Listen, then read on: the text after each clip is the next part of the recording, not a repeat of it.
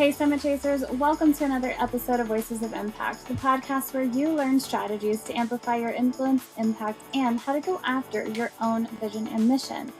Today, my guest is Dorothy Gibbons, founder of The Rose. She and I talk about the importance of a mission-driven business, as well as getting creative when it comes to fundraising and how to be more impactful when you're writing grants. We also speak about how you're able to transfer skills from past experiences and the power of awareness. Stay tuned, you don't want to miss this one. Get ready to be inspired. It starts right now. Hello, everybody. Welcome to the newest episode of Voices of Impact. I am with Dorothy Gibbons, who is co-founder of The Rose, and I'm so excited to have you here today, Dorothy. Oh, I am too. This is great. Awesome. So to kick us off, tell me a little bit about you and how you started The Rose. Well, the Rose started in 1985 when I met Dr. Dixie Melillo, who is a general surgeon at the hospital where I was working. I was a PR person. So Okay. my job was to get her out in the community and have her talk. And her passion was breast cancer. And we had just opened up a dedicated mammography center. This hospital was like the 10th largest in Houston. Mm-hmm. So it was, it was a pretty good size hospital, but it was still a community hospital. And that brought all kind of additional challenges because you're trying to explain something that technically is very advanced at that time. Mm-hmm. Mammograms, nobody even knew what they were. Insurance did not cover screening mammograms. So if you wanted one, you had to go and pay for it yourself. And on top of all that, we were in the middle of the huge oil crisis that we had in the mid 80s. Oh, wow. People in this area were losing jobs left and right. They were losing insurance. It was the highest foreclosure rate on homes Texas has ever experienced. So, I mean, there was a lot of poor people around. Yeah. So here we are telling women that they need to go have a mammogram and, they couldn't afford it. Insurance, they didn't even have insurance, even if it could have covered it. But the real sadness of all that time was once women heard Dr. Melillo talking, they'd come to her and they'd have these advanced breast cancers. And I mean, they are so advanced that they are coming out of the skin. Wow. When Dixie would call me on whatever day it was of the week and said, I need you to come with your camera, I knew what I was about to take a picture of was something no one should ever see, much less experience. So, we're doing all this thing, talking to each other, saying, oh my gosh, we got to do something. Yeah, right. Like we're going to do something. I'm a part of HCA's faculty. She's a general surgeon starting her practice. We didn't know squat about doing anything, but we met a wonderful lady named Rose Kushner, who at the time was a huge breast cancer advocate. And she listened to us go on and on about, oh, we're doing all this education, but, we can't get women into mammogram centers. And she kind of leaned in. We were at dinner and at a conference one year, and she kind of leaned into Dr. Melillo and said, Dixie, quit your pissing and moaning. Get off your, we say duff in public. Rose had a she had a wide variety of words to use. She was a journalist, and she was the first female journalist to cover Vietnam. So, I mean, this was a woman of, her own means and her own self. And when she was diagnosed with breast cancer, it took her 16 doctors, surgeons, before someone would let her wake up and make the decision. Wow. About losing her breast. Now you have to remember this is back in 1979, and now she's been talking about mammograms and breast cancer for 5 or 6 years. She knows the problems that women were facing. And so when she told us to go and start a nonprofit, we kind of came back to Houston saying, well, we'll think about it. Rose called me every Friday, saying, what have you done about your nonprofit? And I go, nothing. And then she go, what congressman have you called to get this bill passed? And I'm going, no congresspeople. What I'm talking about. I had a full-time job. I mean, I was working 50-something hours a week. And here we were supposed to start this nonprofit. Well, Rose kept at me. And finally, I filled out the application. I sent it in. We received our nonprofit status in 7 days. Wow. Which was, I mean, a miracle in itself. And since my maiden name was Rose and Dixie's married name at the time was Rose, and we had met Rose Kushner, I mean, what were we going to call this place, right? So I sent Rose's letter. Now you got to remember, this back before emails. I sent Rose this letter and I said, "Dear Rose, we've got our nonprofit and we decided to call this The Rose as a living tribute to you." Oh. And she picked up the phone and called me back and said, "What the hell do I need a living tribute for?"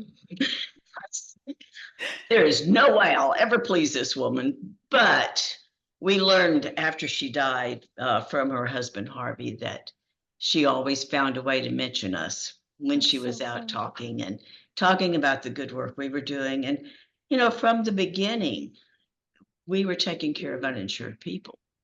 And our whole plan was we'd take care of insurance or paid clients.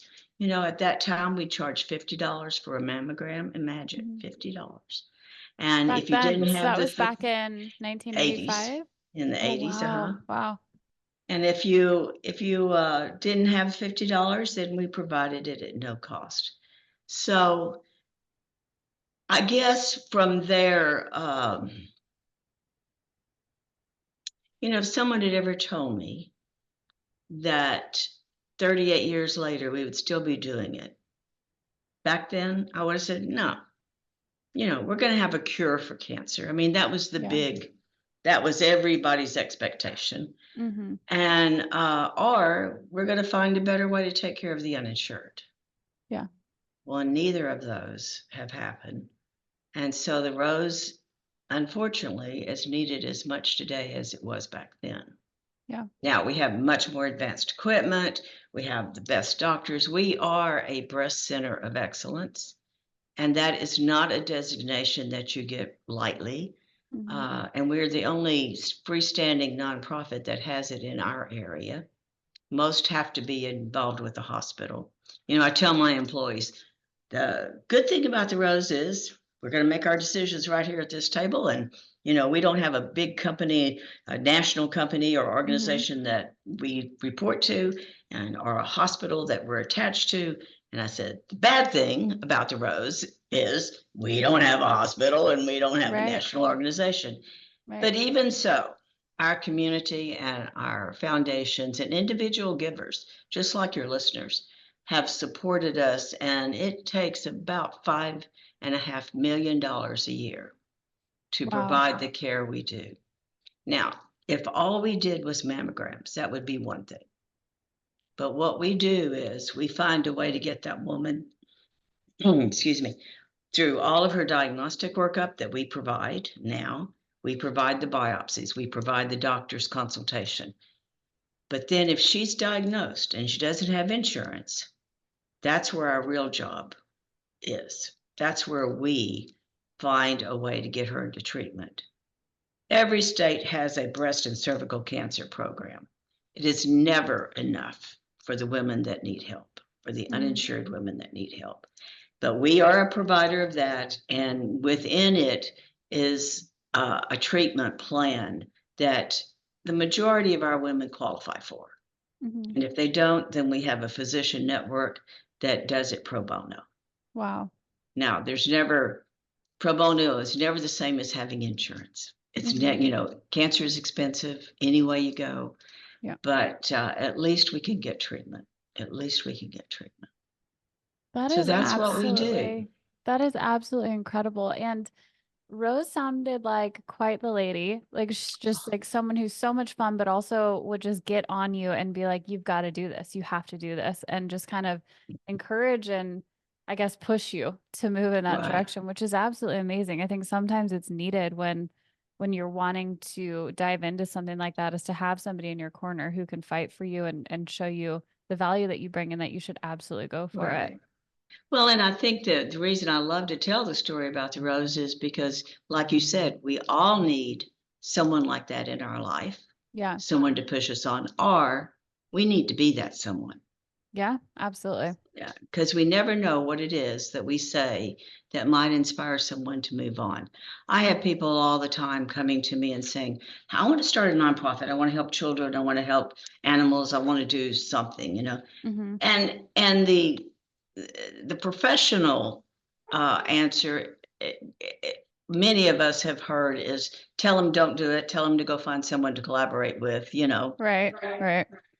But my answer is, if you care enough about something, and for me, it was just the way that women didn't have a voice. They didn't have a place. They couldn't even make a decision on whether or not to lose a breast. I mean, Mm-hmm. and they didn't know enough to know that early detection could have made a difference.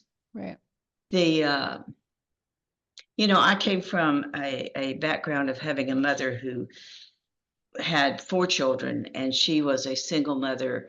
And when my father left when I was 10, and she had all these children, I'm the oldest. So she had to find a way to make a living, take care of us. And she died in a charity hospital from a cancer that should Oh. have been caught and she shouldn't have died from it. But I remember even back then, you got to remember this a long time ago. I was sitting by her bed and thinking, what would have been different if she'd had insurance? Mm.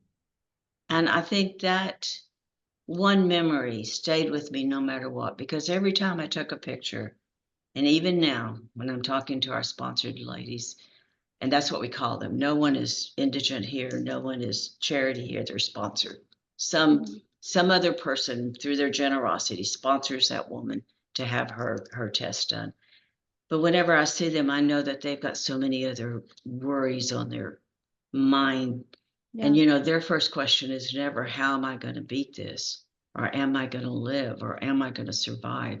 It is always, how am I going to pay for this? Mm. So, that alone is enough to keep me going, get me up every day. Yeah. And in the beginning, because our name was so unusual, I mean, but we didn't want it to be the Breast Cancer Institute of Texas. I mean, Yeah. come on, Right. we wanted Right. it to be something that women could relate to. Mm-hmm. But because it was so unusual, people would say, "What do you do for a living?" I say, "I'm with the Rose," and they say, "Oh, do you deliver flowers in the Right. far part of town?" I go, "No, we actually are a mammography center." Now, when I say I'm with the Rose, more often I hear, "Oh, you helped my mother, you helped my Wow. sister. The neighbor down the street wouldn't be alive today if it wasn't for you." So, I love that. That is absolutely incredible. So you started off in PR. How mhm. did you then transition into running a very successful nonprofit? Because that's not typically Screaming and the yelling normal all path. the way. I Truly. love that. Yeah. No, but because I would always accompany Dixie on her talks, Hmm. and she would always take me to these conferences, which were physician conferences. So, I'm hearing the words, I'm learning the language. I'm still not a scientist, I'm not a Hmm. physician, I'm a layperson. But when I started to put all the things together, just like Rose was a layperson. And yet she provided more information about breast cancer to a general public that was of value than I think any physician ever could. She's speaking in the same language. Yeah. And I think that's part of what um, has allowed me the grace to hold this position. Hmm. And I think the other thing is, no matter what it is, any organization, any company has to depend on their employees. And, Absolutely. we have always had the best teams, the best employees. And, as long as I take care of them, then I know they're going to take care of our patients. And Hmm. that's really all this is taking care of one another. Yeah. And that's a huge testament to your leadership too. that you are attracting the right type of people to have within your organization who can then in turn help the patient. So huge, I huge testament appreciate to that. you. Yeah. So as far as skills, let's talk like tangible skills that transitioned from your PR background into running a successful organization. Remember, we live on grants. Mm-hmm. PR and There you marketing go. always had to tell a story, Mm-hmm. and you had to know how to write. You had to know how to communicate. And grants are very deliberate ways of thinking, of explaining what you do with Mm-hmm. outcomes that, any committee, whether they are medical or not, could understand. Mm-hmm. So that was my job in the beginning. Find the Gotcha. grants, write the grants, find the money to pay the people to Mm-hmm. buy the equipment. And over the years, I can say some things that a doctor might not, Mm-hmm. Yeah. and and there's a lot of things I can't say that I'd love to, uh, but many times when you'd have these requests for a community presentation or Mm-hmm. during October, National Breast Cancer Month, Mm-hmm. the televisions or radios would send requests out for people to show up. Well, that after a bit became me, and it wasn't the doctor. Mm-hmm. Time, you know, all the other commitments they have. So I think that was also one of the skills. Now, believe me, I never wanted to be that. I was perfectly happy being in the background.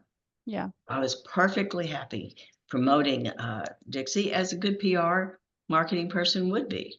Mm-hmm. But I think, now there are so many uh, professional level courses and education and, university level programs and courses for nonprofit leaders that if that had been a requirement back when, Mm-hmm. I probably wouldn't have got into it. Wow. So, Yeah. you just have to think about timing too. Mm-hmm. But I Absolutely. don't want that to discourage anyone if they have this desire, believe me, because you can do it. It it's just a matter of doing what you say, sticking to your mission, and understanding that, nonprofits have to raise money or they're not going to be able to do their work. Right. People think Yeah. we don't, people say, oh, the doctors all work for free. No. Oh, your staff, I guess they don't even want to have a salary. No. I mean, Right. we're a business just like any other business. Nonprofits Exactly. are like the number 3 business in the United States. So, Yeah. we hold a big section of our community. We are the fabric of so many social services, Mm-hmm. and so you have to understand it's a different kind of work. Right. You're not selling a widget. Most of the time, you're just selling hope. Mm-hmm. A lot of times, you're selling dreams. Um, but so many times, it makes all the difference in someone living or not. Yeah. On the flip side of skills that transferred for you, what were some of the skills that you had to learn running a nonprofit? I had to learn the financial end. Mm-hmm. I, that that's very different because we are uh, dictated by different financial regulations. In radiology, we certainly have regulations, Mm-hmm. and those are not things I ever would have known. That's why I had to pick the right people to Yeah. be the ones that knew that. Smart. And that's a big thing that I think every leader has to learn. You're not going to do it all, Yeah. and there's no way. So you bring the people in who can. Uh, I had to learn a lot about human nature. Mm, You know, that's some key in people leadership. some people still in the work we do feel like the uninsured are uninsured for a reason.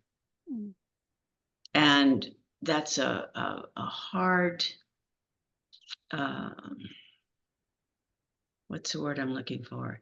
It's an opinion. It's mm-hmm. a that that is very rampant in some people, and I can see why.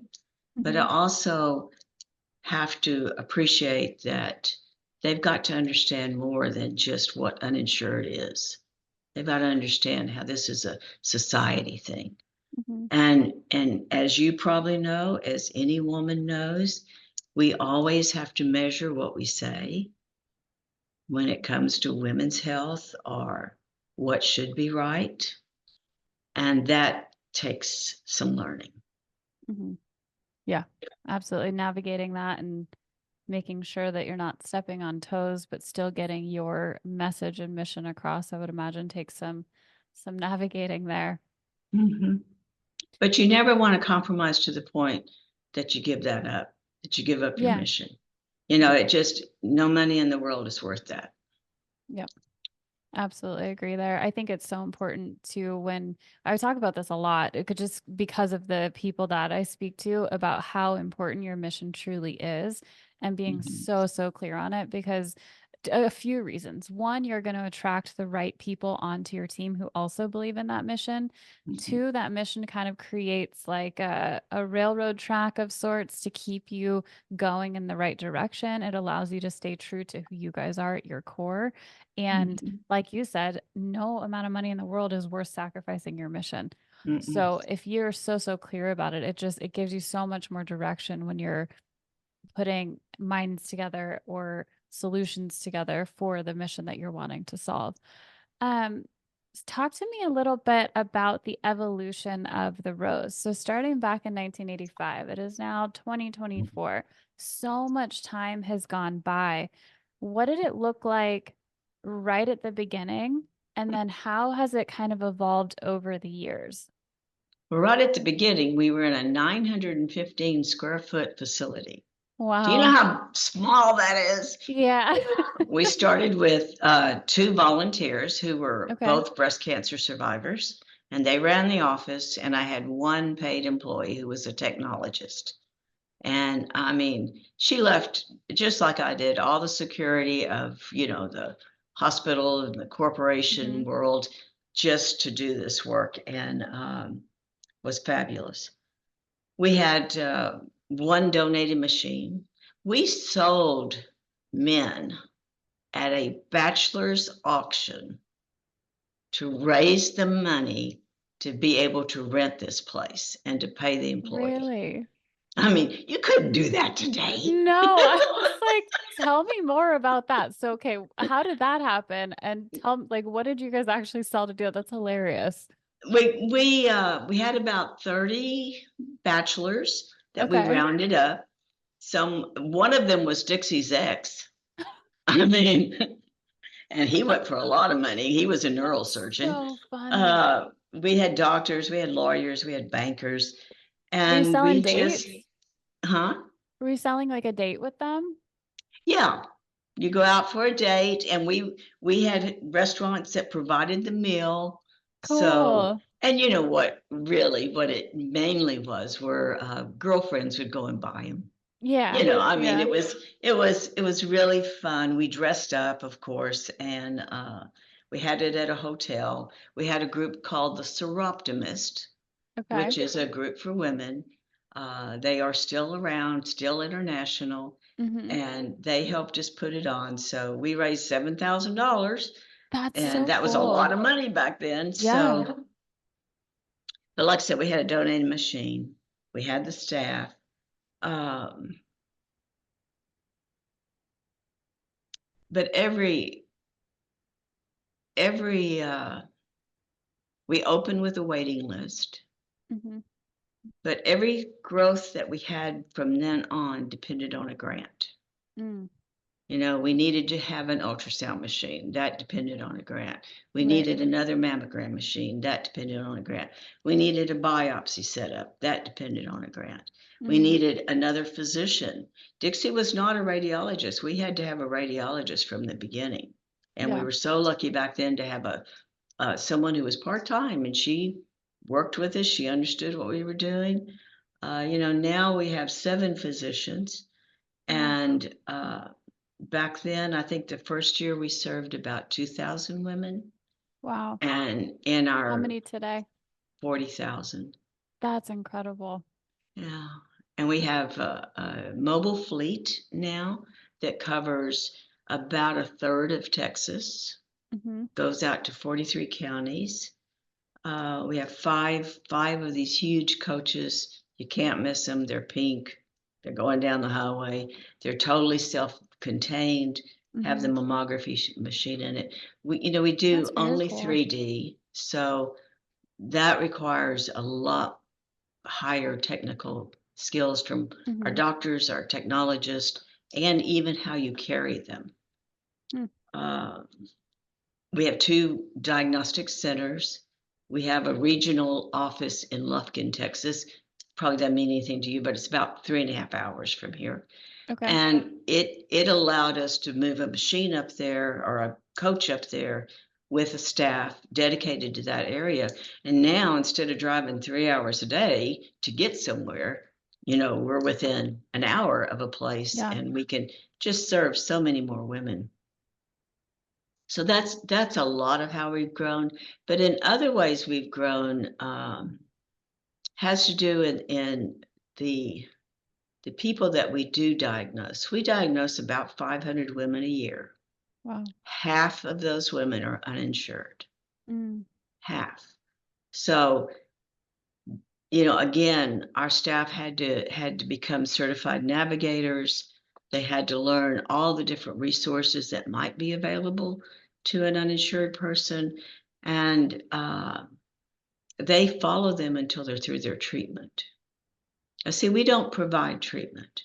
We're the messenger. Mhm. And sometimes that's that's what also makes us different. We're not navigating a person in one particular hospital.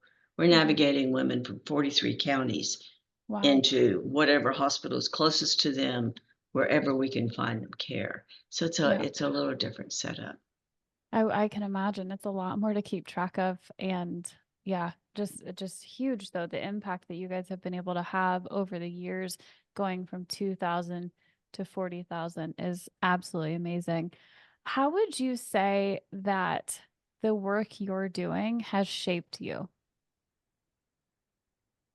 It has been such a privilege to have this job. And no matter how hard it's been, and there have been lots of hard times. Every nonprofit faces hard times. Uh, there's never been a day I didn't love the rose. Yeah. And so I think there's been choices that I've had to make that you don't have much of a personal life Yeah. when you're working like I was, and still uh,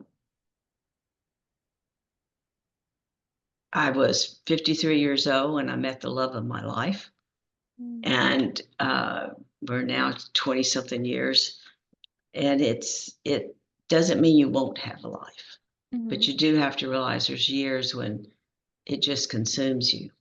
Right. This stuff of life work balance is a myth. It is a myth. I Yeah. I every woman that, oh, how do you balance this? How do you You find don't. time for yourself? You don't. If Yeah. you're doing something like any woman, any woman that's working, managing family, Right. home, nah, there's no life work balance. Yeah.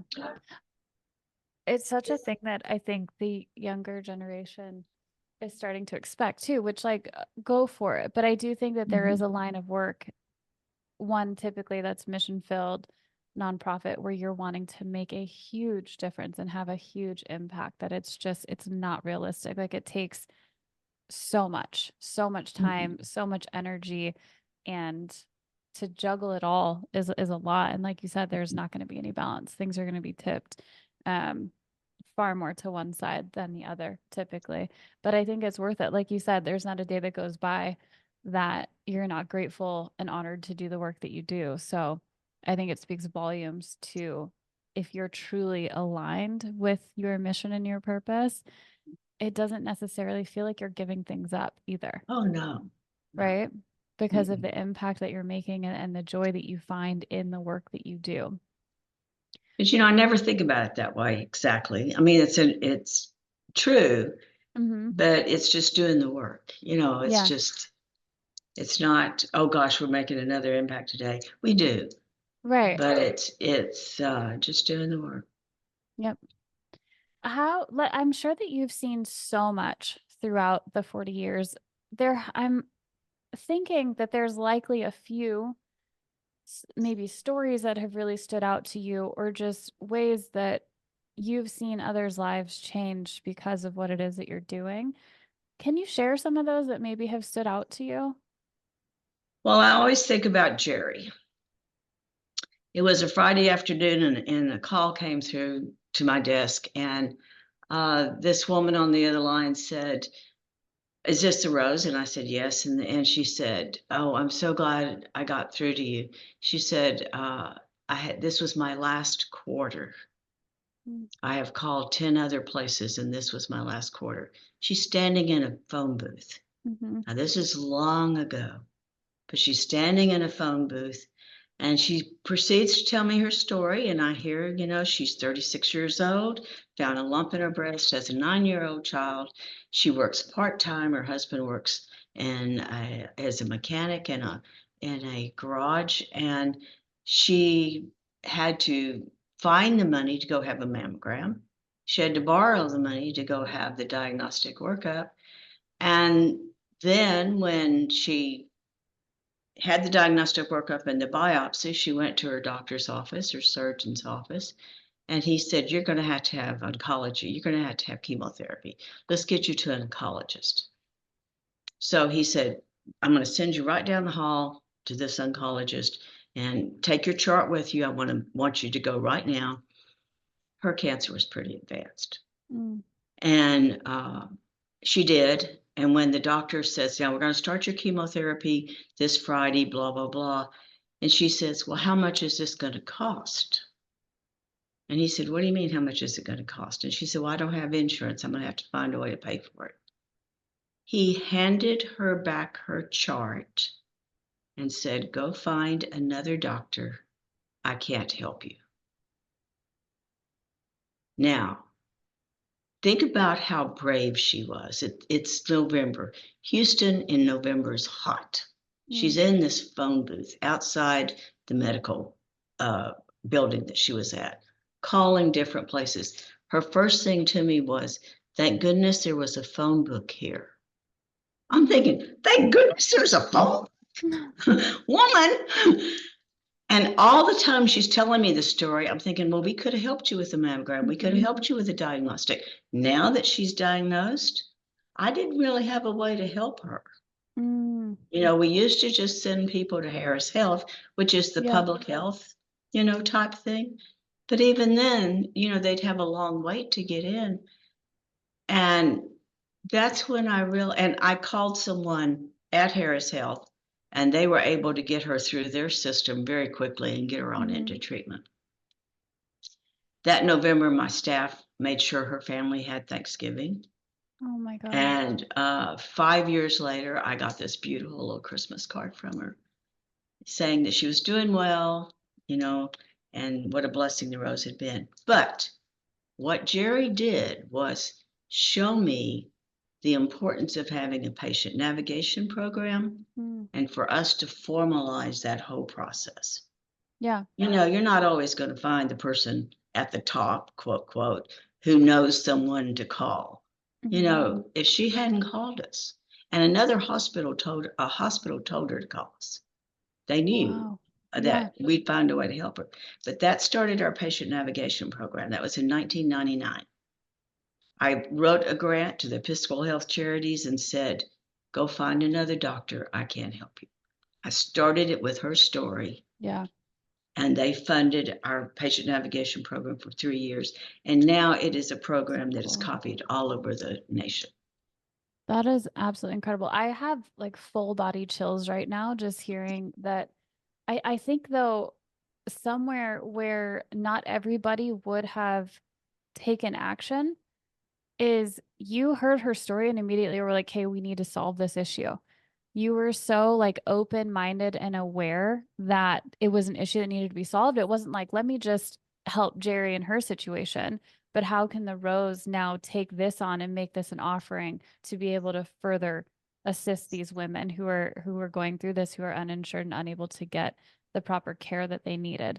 And so I think that that's a huge thing for people to be aware of, is when you're building something like this, or you're going after your own mission and vision, you have to be aware. You have to open your mind. You have to look for ways that you can either improve your services or offer more, or whatever it might be. But that awareness, I think, is key to likely the longevity that you guys have had within the Rose, because you're constantly just evolving and seeing what else you can add to be able to further impact and serve your patient. I don't know, your community, the women Mhm. that are around you. And I think that that is absolutely amazing. And I think that's required of every leader, Mm-hmm. to try and stay open and to see what, not to believe there's, I guess if I had any um, true fault, it's that I always feel like there's a better way. There's a way we could get around this. And there's times it's not, there's Right. times. But, and what you're saying is, again, it's listening to the need Mm-hmm. and seeing what, if anything, you can do. But a few years ago, we started seeing that women were calling us needing a mammogram, but they did not have a referring physician. Okay. Now, in the state of Texas and in most states, you need a referral. Mm-hmm. There's all kind of medical reasons for all this, medical legal reasons. But if your doctor is retired, as many have, or if you're a young woman who the only doctor you ever went to was when you had your babies, Mm-hmm. you don't have a regular doctor, there's no one to go to get that referral. And Mm-hmm. after we kept seeing that, we started our mammogram to medical home program. We have a nurse practitioner who works under an outside doctor. It's not Mm-hmm. ours, and it works for us, but she's under his supervision. And her job is to, when we get these calls, to bring that woman in. If they're uninsured, we're going to get them into our program, get her mammogram. For sure, if she's diagnosed, we can get her into treatment. But if she's okay, if we get her through the whole mammogram part and she's okay, then we find a medical home for her, like a community clinic or a Okay. federally qualified health clinic or something like that. Mm-hmm. And, we nag her, encourage her to at least go make that first visit, Right. explaining to her how important it is for all of her health. Everybody walks in with something else. It's not just a mammogram you need. Mm-hmm. But I've been very surprised. That program has led us to genetic testing, Wow. has led us to being qualified to be like a counselor designated organization that can help our patients find insurance through affordable care. And many of them can't even afford that, but at least we can try.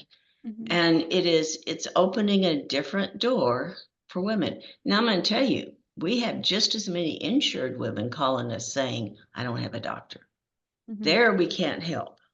Mm. There we can say, go to your insurance and see Yeah. who's in your network, yada, yada.